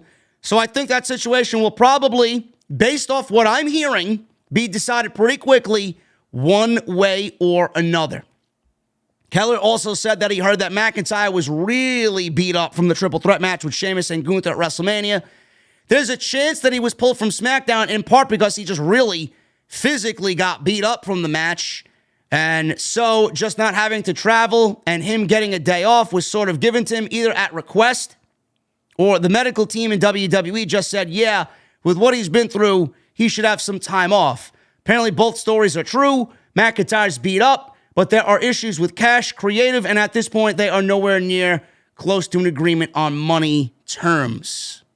Oh, he was beat up. I'm surprised Sheamus was wrestling on tonight's show, but Sheamus is just built from, he's not even human. I don't think either Gunther or Sheamus are human. McIntyre, on most cases, is not human either, but, I mean, did you see his chest at WrestleMania? I mean, when they say it was one of the more brutal matches in WWE history, it was. Holy shit. But McIntyre's sick. McIntyre's beat up. McIntyre's upset with creative, and McIntyre is getting lowballed. I believe every one of those points. What's going to happen? What's going to happen? I don't know. Are we looking at Drew Galloway? All Elite? I don't know, man. I don't know. It's going to be a very, very interesting summer, to say the least, for pro wrestling. Rhea Ripley's out there after Triple H introduced the Judgment Day after his announcement for the draft. So Ripley stood in the ring with the SmackDown title belt and took a deep breath, smiled, and said April 1st, 2023 will go down in history as the night sports entertainment changed forever because she did the impossible. She said she destroyed and dethroned Charlotte. She said it's time for everyone to rise for mommy. She got some cheers and she held up her title belt, but she wasn't satisfied. Balor asks what kind of sicko resorts to splitting heads open, talking about Edge, just to get a win at WrestleMania. He said even though he got 14 staples in his head, Edge is nowhere to be seen and he is still standing on SmackDown. Dominic then stepped up with a microphone, and the boos were raining down on him. This was Tommaso Ciampa level heat that Dominic got. Hologram, get Ashton out of the chat. Bench and get Ashton out of the chat. Get him out. Get him out. Any pro-Vince narratives in my chat, any Vince cocksuckers in my chat, get him out. Any praising Vince McMahon or relishing in the fact that he's created pro wrestling and WWE, get him out. I don't want any of these people in my fucking presence. Get him out. Dominic's heat is Tommaso Ciampa level heat in NXT. Legitimately fucking booed out of the building. This man could not even speak. The boos were so loud. The heat that Dominic gets, and I'm not the biggest Dominic fan, but I've come around a lot on Dominic. A lot on Dominic. The heat that Dominic gets, man, is a beautiful thing to see. It is all genuine. It is all genuine heat. It is a glorious thing to see. I love it. Fans were chanting, "You suck, you stuck." He said what sucks is his father who lays his hands on his own son. He said he pulled his punches because he knew at the end of the day he couldn't hurt his own father. He said he loves his father. He says you can't say the same for him, though, because he could see the anger in his eyes when he stood in front of him. Dominic spoke in Spanish a little bit, said he understands where the lines are drawn, so he told Ray and the rest of the family to go to hell. He said he can take Bad Bunny and his little friends with him. So we got a clip of Bad Bunny yanking the chain away from Dominic at WrestleMania, leading to a 619 for Ray to win. Then they show the clip of Austin Theory beating Ray thanks to Dominic. And Bad Bunny was chokeslammed through the table by Damian Priest. Priest gets on the microphone, and he said he hopes Bunny can find it in his heart to forgive him, because I forgive you for making me do what I did to you. So Ray's music plays, and we get Santos Escobar out there with Joaquin Wilde, Cruz del Toro, and Zelina Vega versus Rey Mysterio and Damian Priest. Santos with Rey Mysterio versus Damian Priest and Dominic Mysterio. Sorry. So we got the LWO versus the Judgment Day, which is going to be a big feud going into the summer months for WWE. This was a fun little tag team match, about 10 minutes. The LWO gets the victory here on SmackDown, and I'm liking where this is going. So Dominic T starting with Ray, but tagged in Priest instead, so he got the heel heat. Judgment Day took over. They isolated Ray on their portion of the ring. Ray escaped, tagged in Escobar, caught Dominic with a tilt-a-whirl backbreaker 2 times. Escobar launched Ray into Priest, Hurricane Rana. Ray and Escobar hit suicide dives. We go to commercial break. Judgment Day was in control after commercial.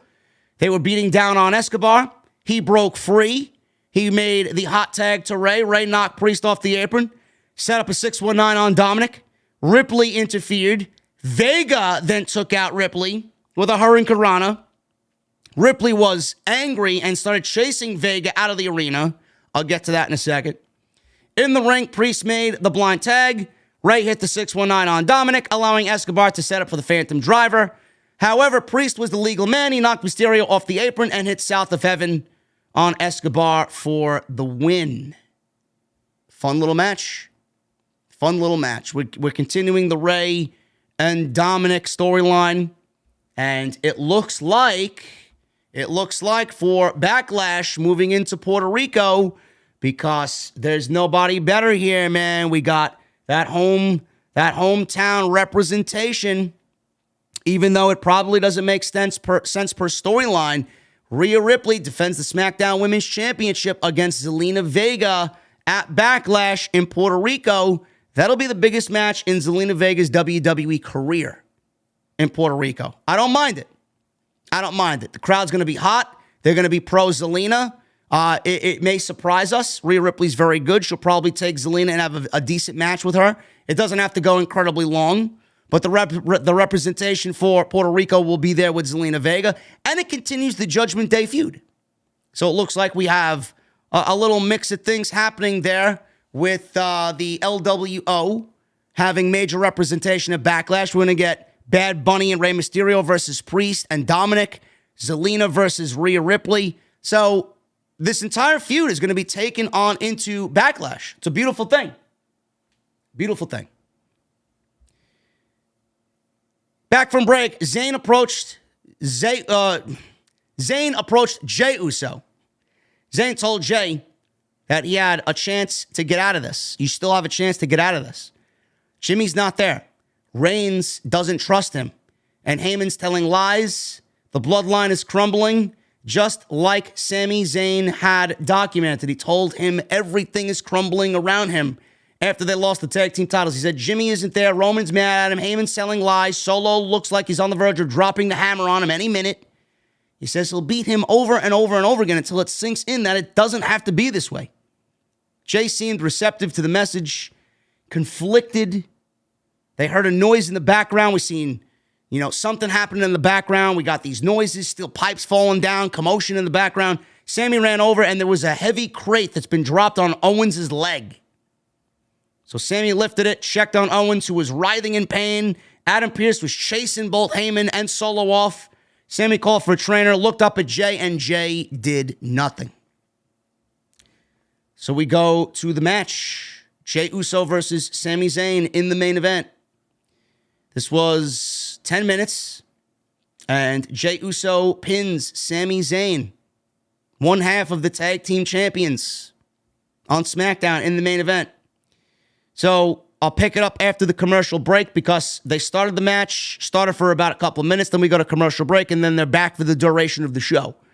So Zayn and Jey were fighting on the top turnbuckle. Zayn took over with a big superplex.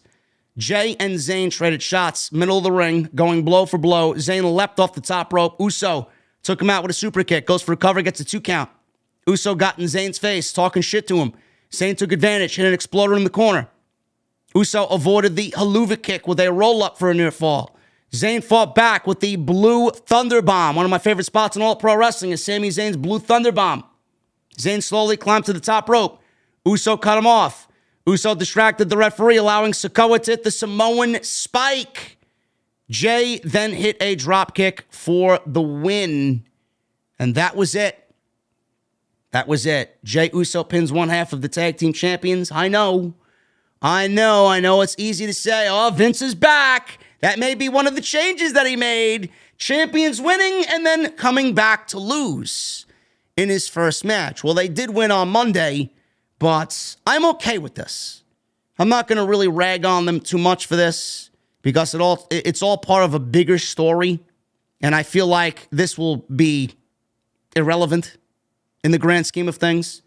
So Sami Zayn lost because of Solo Sikoa's interference. After the match, Sikoa helped up Uso.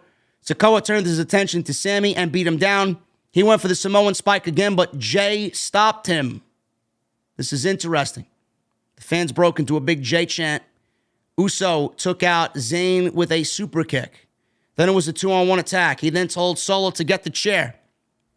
So Solo goes to get a steel chair on the outside.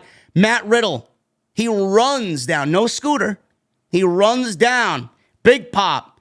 Riddle ran down for the save, clearing the ring. Riddle and Zayn watched Sikoa and Uso back up the aisleway as SmackDown went off the air. So Matt Riddle, he's got a storyline because he was put out of commission by Solo. He fits into this. I'm okay with it. It's not anything I'm going to complain about. We need a close to this Matt Riddle problem with the bloodline. So that's him. And we get the Backlash co-main event. Brock Lesnar will be battling Cody in the main event, I'm assuming. And then we'll get Matt Riddle, Sami Zayn, and Kevin Owens. And the attack on Kevin Owens will take him off TV for a couple weeks. And we'll get those three teaming together against Jimmy, Jey, and Solo at Backlash. Because Roman's not going to be there. But the others will be. So they'll do that match without Roman. They will lose. Roman will be pissed. The continuation of whatever happens there will happen there. Cody versus Brock, rather, in the main event. Rhea Ripley versus Zelina for the Women's Championship. Rey and Bad Bunny versus Damian Priest and Dominic Mysterio. And then Triple H will probably add 2 more matches or so from Monday Night Raw, and then we'll be good to go. We'll be good to go. And there's your Backlash show in Puerto Rico. First show in 19 years. Shaping up to be good. SmackDown was decent tonight. And I'm okay with what we got going on here with Matt Riddle. Like I mentioned before, man, just give it time. I know a lot of people want the Cody to win the world title. I know a lot of people are worried about Cody. I'm worried about Cody. I'm worried about Vince's involvement and how much he's going to do with this Brock Lesnar-Cody thing. But the whole thing right now is about Jey. Cody and Roman's going to happen. Right now, it's on the back burner. He's got to get through Brock first. He's got to climb that Brock mountain and the Vince mountain. But Jey's going to be the reason why Roman loses the titles. And you start to see the tease of a possible babyface turn for Jey Uso. It's going to be great. I thought SmackDown was very good. Crowd was energetic. I thought they forwarded some of what they got going on here into Backlash. We got the announcement of the draft. Some good stuff. My fears are not eased because Vince, I know, will be back on Monday. I'd be shocked if he's not. But I'm not feeling good about Vince's involvement. I'm not. The only reason why he wasn't there was because he was at a fucking rock concert tonight in New Jersey. Living it up. Hotel California, Vince McMahon. He'll be right back there on Monday. WWE Draft, I'm not sold on it. Are they going to keep to the rules? How much involvement is Triple H going to have? Is Vince going to just take everything Triple H wants and just undo it? Change it? I mean, we're in for a fucking nightmare. The unpredictability is unreal in a bad way in WWE right now. It's not a good look. It's not a good feel. Then you got people telling me, oh, just enjoy the show. Enjoy what? When I know this man is back. How do I enjoy the show with this man back? You're asking me to do something that's virtually impossible. Enjoy the show, knowing what I know and knowing who's there and him being there. You want me to enjoy the show? Doesn't work that way, bro. If Vince was in the grave and Triple H was running the show 100%, then we have nothing to worry about. But that's the only way he's going to be gone. No matter what. They'll be still, at 90 years old, they'll be rolling this guy into the fucking arena in a wheelchair and he'll still be running creative. Not feeling good about what is to come. It's a big question mark. Also, WWE announced the return of Shinsuke Nakamura next week. So Triple H has held off Nakamura for a little bit on TV to hopefully come back and maybe be that big presence he was in NXT. And if there's anybody that's going to do it right, it's going to be Triple H. So we'll see Nakamura next week, and that is the big thing going into next week's show. For now, obviously into next week's SmackDown. Guys, we are all but done with the review portion of the show. I appreciate you guys very much for hanging out with me tonight. Please follow me on social media at JDfromNY206. That is Twitter, Instagram, TikTok, and Cameo. Please make sure you guys hit that thumbs up as well. We have 1,120 likes, guys. Can we get 80 more likes for the 1,200 goal? Hit that thumbs up. Let me know what you guys think of tonight's show in the comment section. You guys are going crazy in the live stream chat. Super chats are open. Get them on in. Memberships always open. And tonight's show is sponsored by my great friends over at Manscaped. Manscaped.com. You guys are going to use code SCRIPT20 at checkout for 20% off. Manscaped is here with a deal you can't pass over this Easter season. They've got the tools to give you the beautifully decorated eggs that you desire. Just because it's Easter doesn't mean it's okay to hide those bad boys behind all that tall grass. So make sure your downstairs lawn is mowed. Get yourself feeling great. Sweet as candy by going to manscaped.com. 20% off, free shipping with the code SCRIPT20.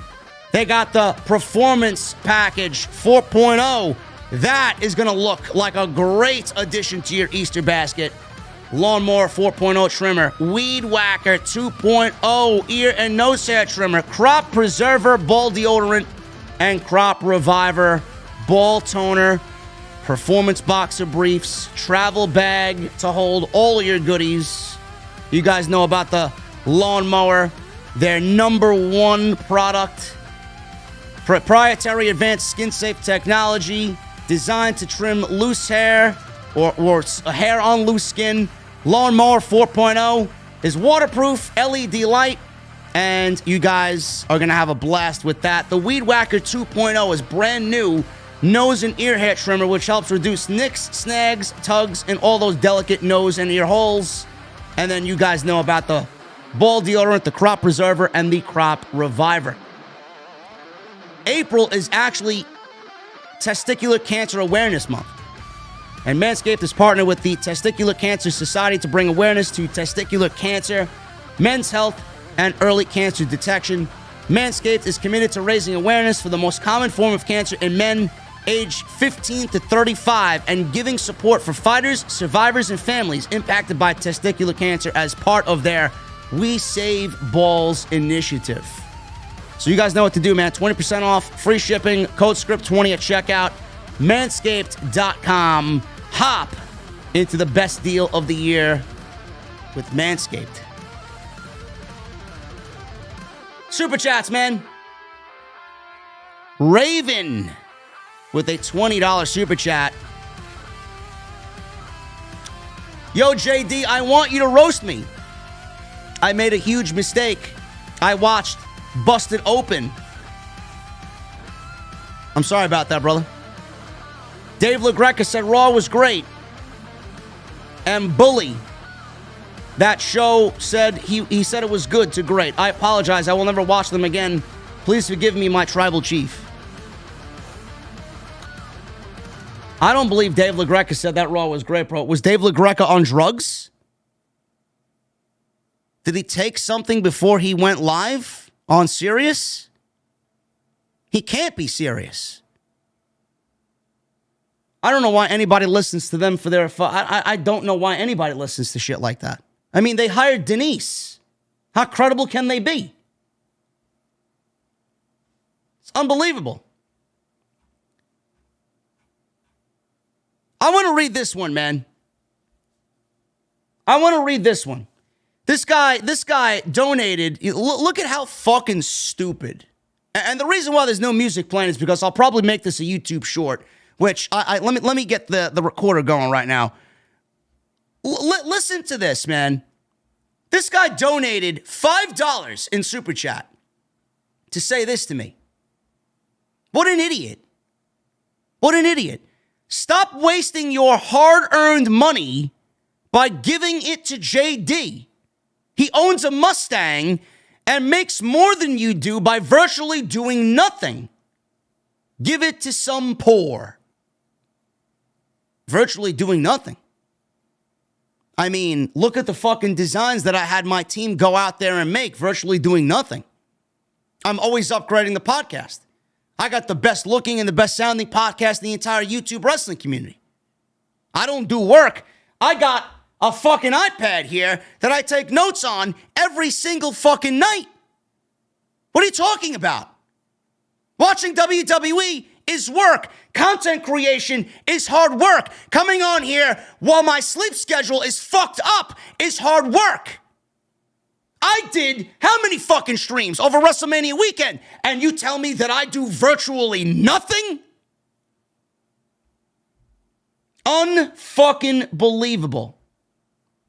Give it to somebody else because I have a Mustang and I virtually do nothing. Meanwhile, he said, stop wasting your hard-earned money, and he gave me $5. Bro, I'm taking my fucking ass to Starbucks, and I'm ordering myself a grande chocolate cream cold brew with your $5. Fahim Hater. He must be a fan of Busted Open Radio. He must be one of SAP's soy boys. Guarantee you this guy's throwing $5, $10 at other podcasters, but me, I don't do anything. I virtually do nothing, he says. Thank you for showing everybody how Fucking retarded you are, Fahim. Get out. Unbelievable. Michelle Moran with a $5 super chat. Will be confirmed. Solos, Usos, KO, Sami, Riddle. And why are they still teasing Jey patching things up with Sami and leaving the bloodline?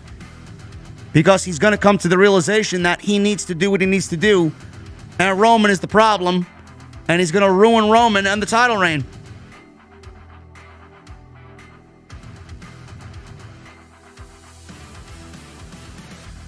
Grimsley with a $2 super chat. You have members lying about you in the chat.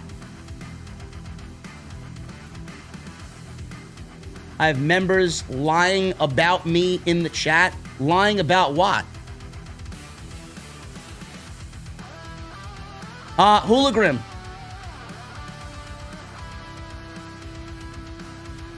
Otis. Who are these members that are lying about me in the chat, bro?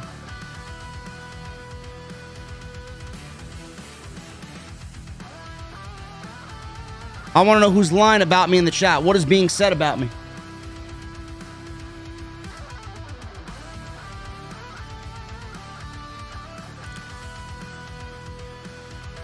Now, Grimsley's been here, bro. Grimsley's been here, man.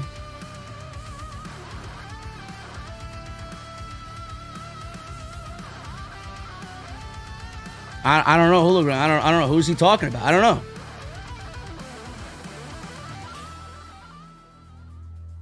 Yeah, we're going to move on, man. Grimsley with a $5 super chat. So they are saving Braun, Chance, Carter for the draft. That's why Raw sucks so bad. They're saving what little call-ups they have. Probably.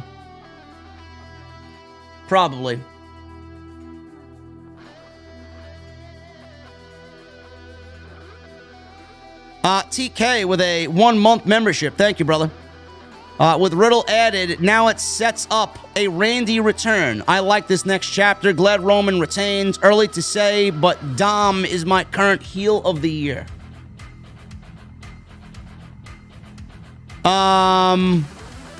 Randy is nowhere near close to returning per reports. The Abyss 86 with a $20 super chat. First time super chat by The Abyss. Thank you.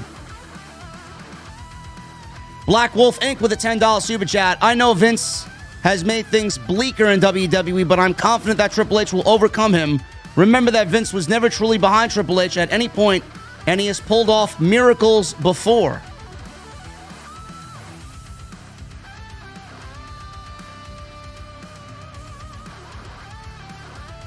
I don't trust anybody, bro. I don't even trust Triple H at this point. Grimsley with a $2 super chat. Styles will definitely be drafted to SmackDown. I'd love to see Styles versus Gunther for the IC title.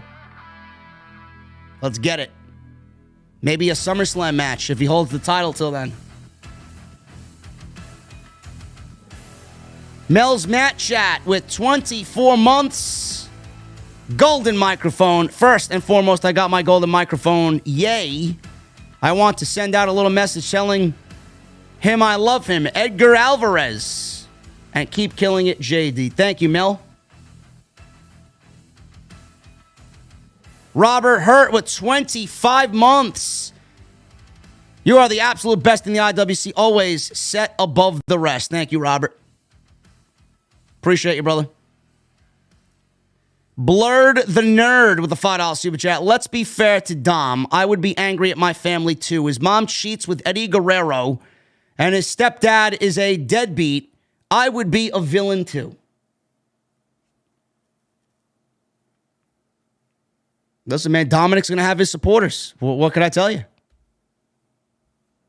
Basic with a $4.99. I'm sure Vince left SmackDown alone due to the reception Raw had.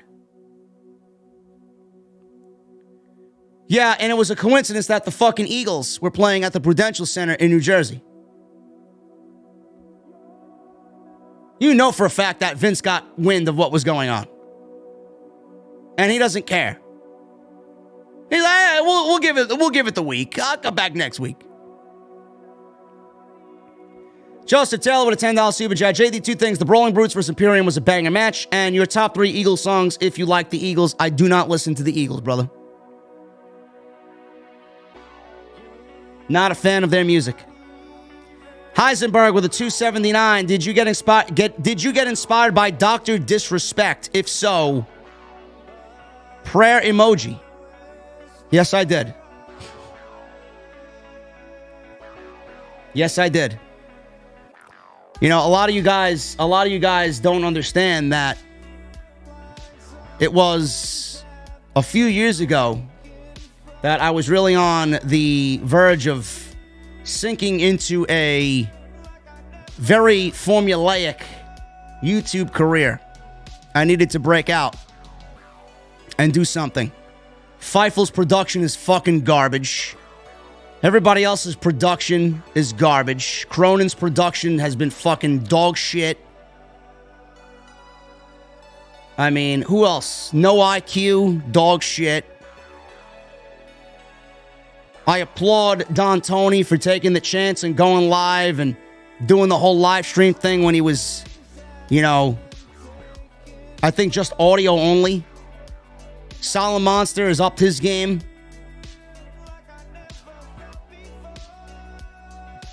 I needed to make a statement, man. I needed to break out.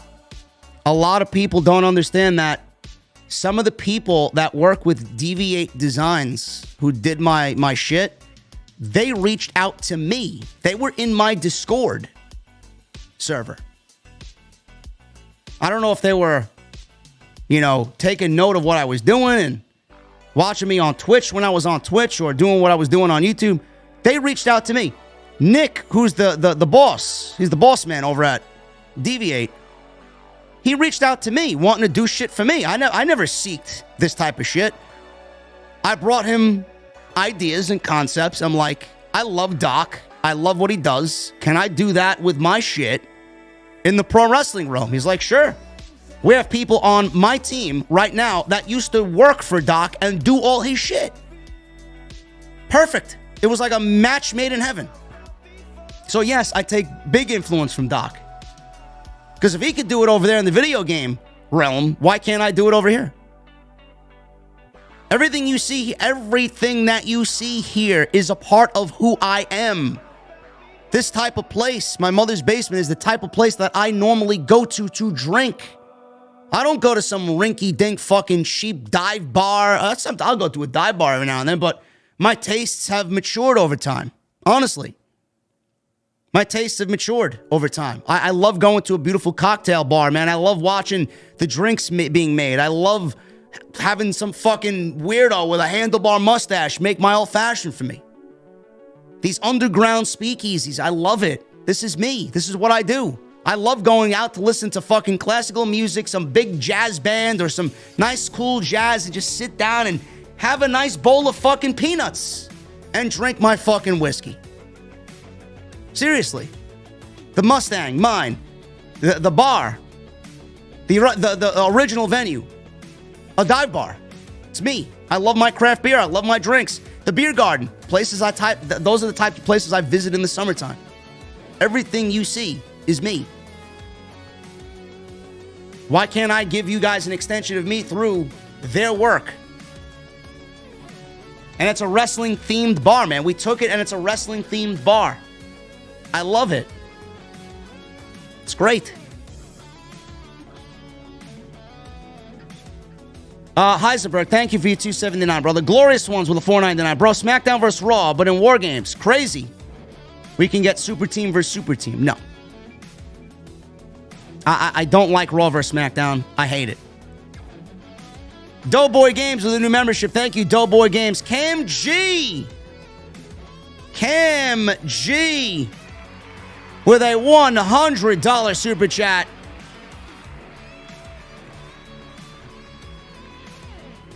Vince is back, JD. Say it ain't so. You've been saying it for weeks and months. I didn't want to believe it, but I appreciate you for bringing the hard-hitting truth. Keep providing the IWC wrong, or keep proving the IWC wrong. So much love. OTS for life. Thank you, Cam G, my brother, with a $100 super chat. Thank you guys, man. Thank you very much. N with a $4.99. They supposedly had a month to plan Brock and Cody, and the best reason they could come up with is Brock being upset that he opened Mania with Omos. Yeah. Fightful wanted to report that it was made 4 weeks ago. With that explanation, it sounded like it was booked and planned at 7:58 before they went on the air. Not today, Jay, with the 7 months. 7 months, JD, in the venue, and I appreciate everyone for welcoming me with open arms. Also, fuck Vince McMahon. Thank you, Jay. Appreciate you, man. 7 months. On your way to 12. Andrew Finch with 3 months. Hopefully Vince will try to harass Amanda Nunes, and she could eradicate him. I don't think Vince is attracted to women like Amanda Nunes, bro.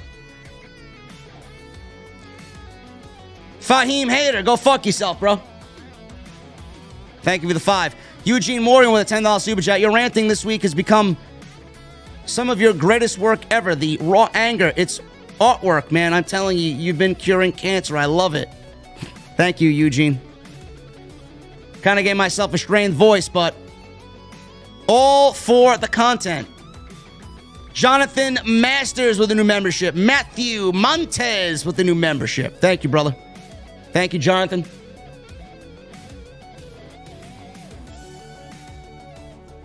Doughboy Games with a $1.99 says, not gonna lie, found out about this on TikTok. Love the work. See? Doughboy Games, I appreciate you, brother. Comment of the night. Cheers to you, brother. Thank you, man.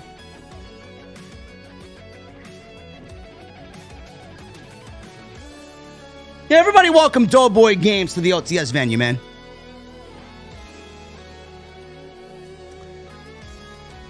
Coaster Cloudy with a $20 super chat. Hey, JD, how was SmackDown tonight? Not bad. Typical par for the course Triple H SmackDown.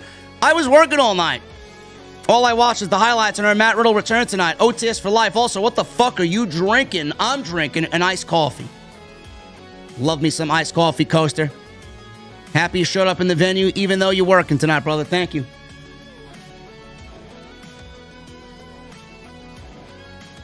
Grimsley with a $2 super chat. Did you see Sean Ross Sapp DDT that woman? Who?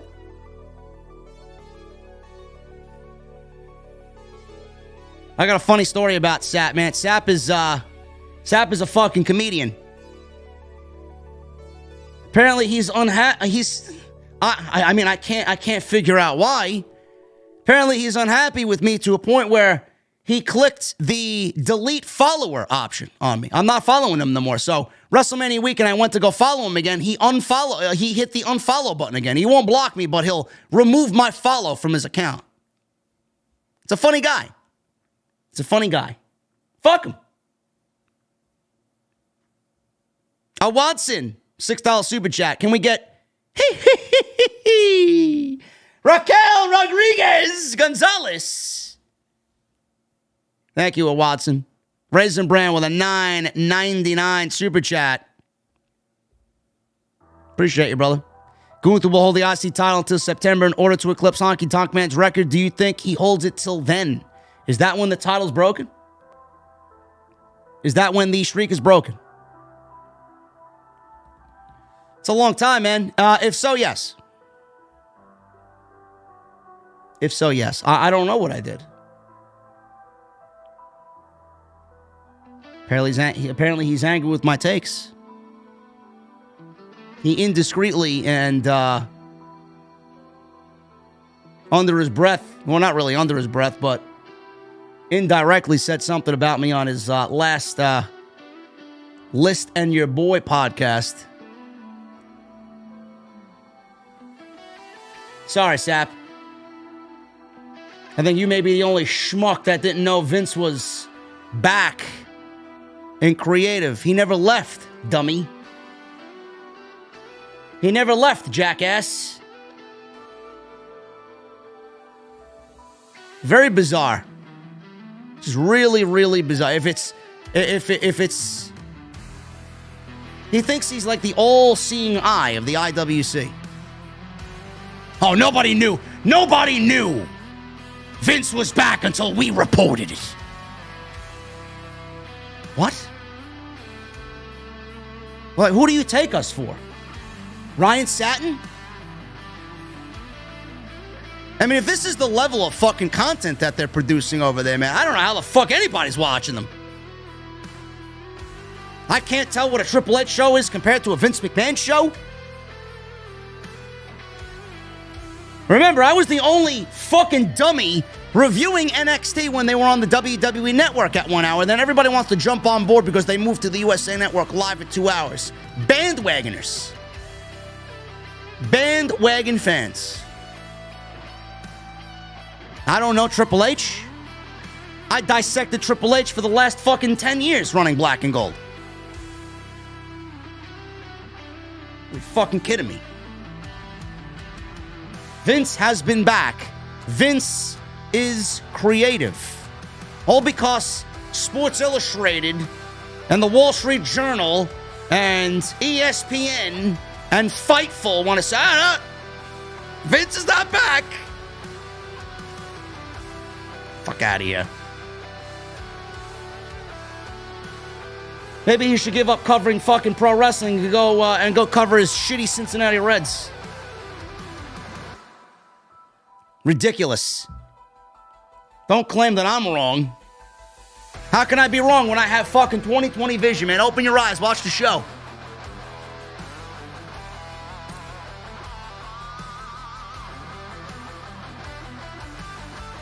Raisin Brand, thank you, brother. Philip Newton with a 199. I heard Vince took away Shotzi's tank again. Oh, yeah? There you go. One of those subtle changes to the show, man. She didn't come out with the I didn't even notice, man. I had my head on my fucking phone the whole night during that match. Gavin Deeth with a $5 super chat. Since we already know Brock and Cody can't coexist so far for the next 2 or so weeks, they got nothing until Backlash. Now, what a riveting story, man. What a riveting tale of Cody climbing the mountain. There's no way Cody could show up on Monday. No way. Grimsley with a $2 super chat. Jey Uso's first singles win since August of 2021. Flash AJ 401 with a 199. I wish they would go back to the old draft format. You know, the first move that needs to happen in the WWE Draft? I'll wait till the song is over.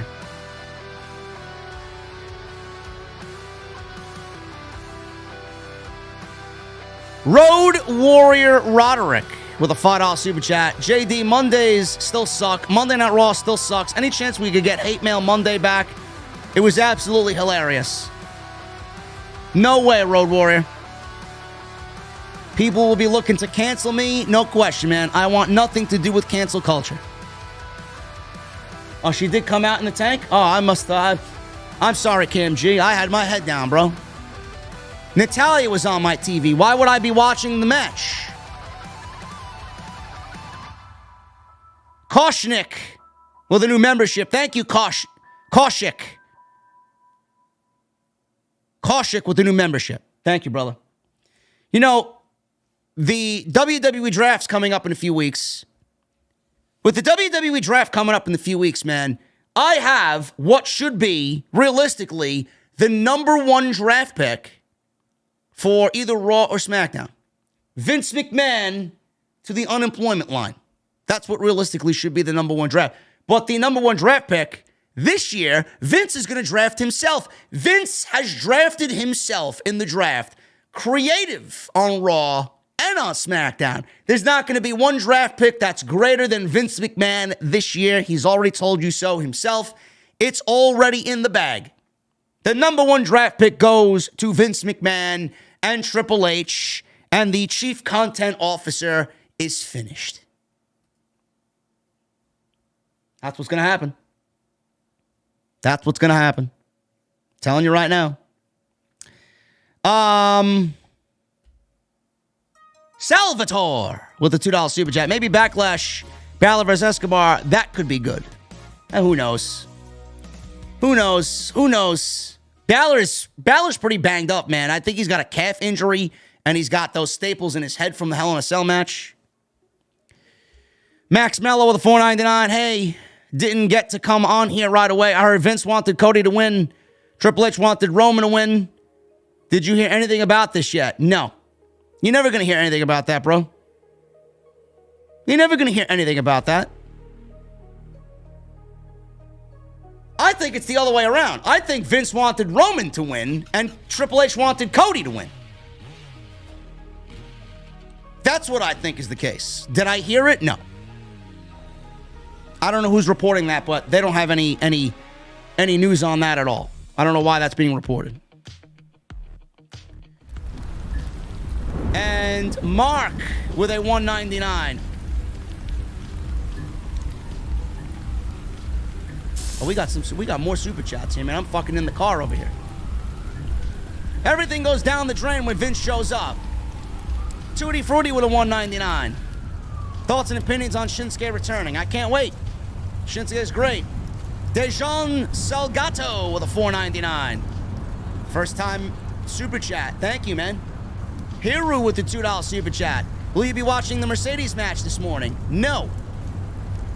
The Bastard 97 with a $1.99. JD 10 beats by Sheamus or a chop by Gunther. 10 beats by Sheamus.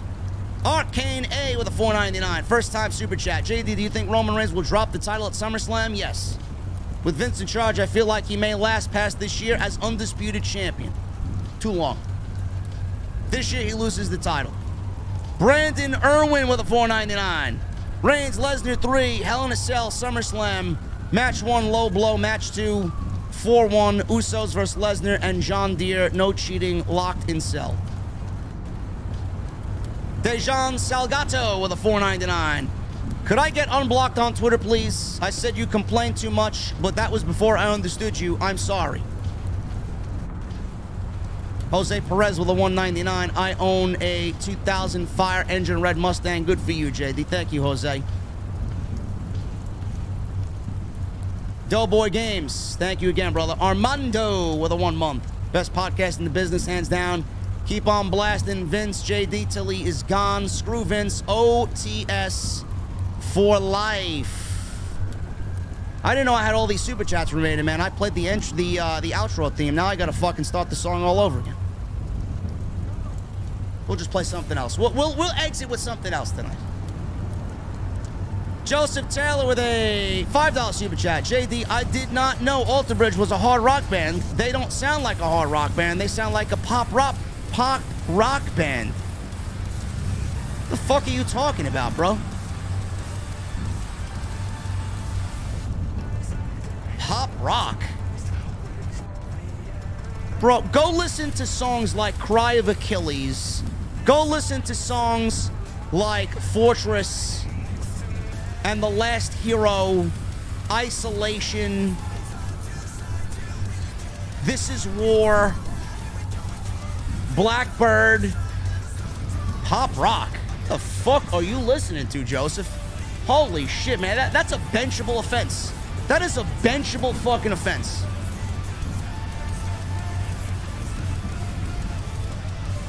Arcane A with a $1.99. Roman Reigns may be champion past SummerSlam, JD. No. I'm predicting SummerSlam, that's it. Dejan, thank you for the new membership, brother. Skew11, $9.99. I'm not gonna lie, when Jay asked where Jimmy was, that look Solo gave him scared me. Almost like Solo took care of Jimmy for Roman. I don't know if you feel the same. I didn't get that, bro, but you could be right.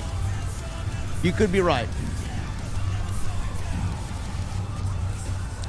The Bastard with a $1.99. Will you stream on Kick again? Bear Traps vs. JD. Yeah, I may do that tomorrow, man. I'm not sure yet.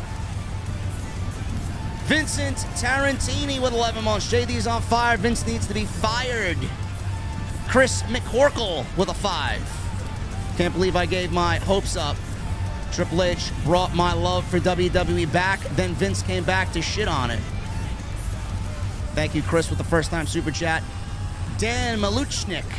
$2 super chat. Vince's booking is worse than my Detroit Tigers. I won't go that far, brother. Brandon Irwin, new membership. Thank you, man. Ty Sloan, $1.99, $1.99, and $1.99. Are you a fan of the RE2 and 3 remakes? RE2, yes. 3, no.